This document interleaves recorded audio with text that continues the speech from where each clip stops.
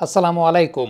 Queen of inswing আমাদের মারুফা দুর্দান্ত এবং প্রথম ওভারে মারুফা কখনোই আপনাকে নিরাশ করবে না। চকচকে নতুন বলটা আপনি তার হাতে দেবেন, দিনে কিংবা রাতে তিনি ইনসুইংয়ের ভেলকিতে অপোনেন্টকে পরাস্ত করবে এবং মাল্টিপল নাম্বার অফ অকেশনস এই টুর্নামেন্টে আমরা সেটা দেখতে পেয়েছি। পাকিস্তানের সঙ্গে প্রথম ম্যাচেও দেখতে পেয়েছি যে নতুন বলটা হাতে নেওয়া মাত্রই ব্যাক টু ব্যাক উইকেটস তিনি দিয়েছেন। এর আগে প্র্যাকটিস ম্যাচে দেখেছিলাম যে এরকম ইনসুইংয়ে তিনি উইকেট দিয়েছেন।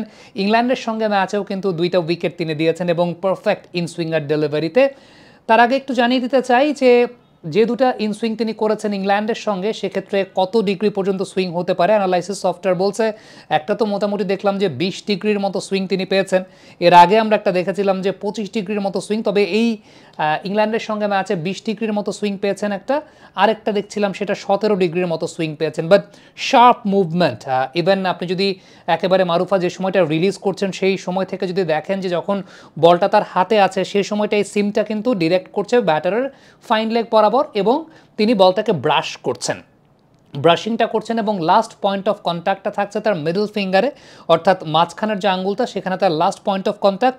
আফটার দ্যাট এই যে প্রজাপতির নাচনটা একটা আপরাইট সিমে এত সুন্দরভাবে মাধুর্যমণ্ডিতভাবে সেই বলটা যাচ্ছেই, মানে আপনি মন্ত্রমুগ্ধের মতো চেয়েই দেখবেন তার সেই আপরাইট সিমে ইনকামিং ডেলিভারির আগে বলটা যখন বাতাসে ভাসছে এত সুন্দর করে একটা প্রজাপতির নাচন এবং দোলন দিচ্ছে, সব কিছু মিলিয়ে দুর্দান্তভাবেই নতুন বলে মারুফার এই এক্সেসিভ সুইংটা ব্যাটারদের জন্য ডিফেন্ড করাটা অনেক ডিফিকাল্ট হয়ে যাচ্ছে, ব্যাটারদের জন্য খেলাটা অনেক ডিফিকাল্ট হয়ে যাচ্ছে।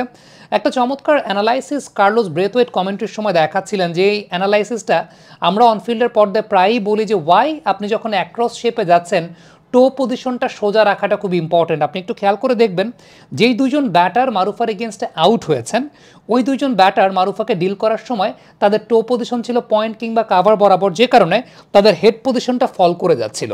অ্যাক্রস শেপে যখন গেছেন তাদের টো পজিশনটা পয়েন্ট কিংবা কাভার বরাবর থাকাতে হেড পজিশনটা ফল করে গিয়েছিল, কিন্তু থার্ড যে ব্যাটারটা মারুফাকে ডিফেন্ড করতে পেরেছেন ওই টাইপের ইনকামিং বল, তার ক্ষেত্রে লক্ষ্য করে দেখেন তার হেড পজিশনটা কিন্তু ফল করেনি। এই কারণেই যে তিনি তার টো পজিশনটাকে স্ট্রেট রেখেছিলেন অত্যন্ত সচেতনভাবে। সো মারুফাকে যখন একজন ব্যাটার ব্যাটিং করছেন তাকে অনেক বেশি মাত্রায়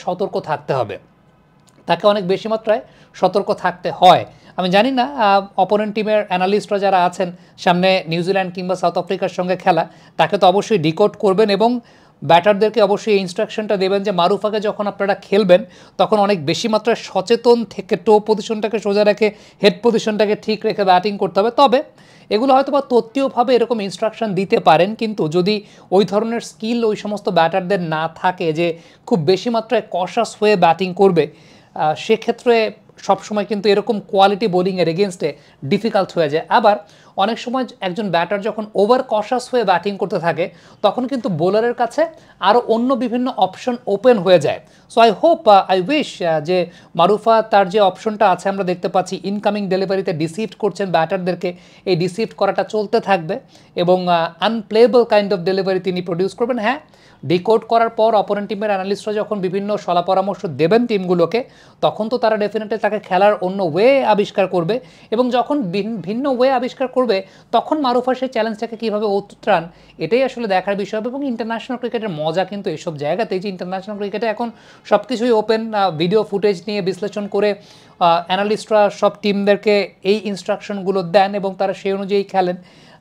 মারুফাকে যখন এরকমভাবে ডিকোড করা হবে তখন কিভাবে মারুফা আবার ডিফারেন্ট অপশন ক্রিয়েট করবেন সেগুলো দেখার বিষয় থাকবে। আপাতত এখন পর্যন্ত আমরা যেমন দেখেছি পাকিস্তানের সঙ্গে আমরা দেখলাম যে প্রায় 25 ডিগ্রির মতো সুইং তিনি আদায় করতে পেরেছেন, আবার আরেকটা বলে তিনি 15 ডিগ্রির মতো সুইং আদায় করতে পেরেছেন।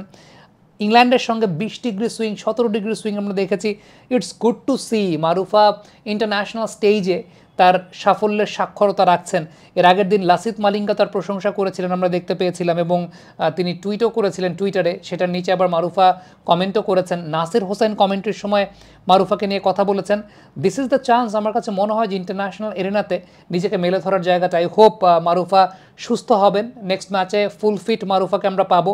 এই ম্যাচে ক্র্যাম্পিংয়ের জন্য মারুফাকে আমরা তার 5 ওভার শর্ট পড়ে গেছে, যে কারণে পরবর্তী সময় কিন্তু বাংলাদেশ ডমিনেট করতে পারে নাই।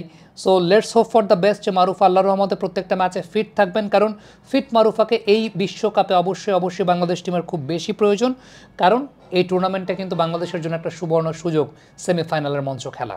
কমেন্ট বক্সে আপনাদের মন্তব্য মতামত জানতে চাই।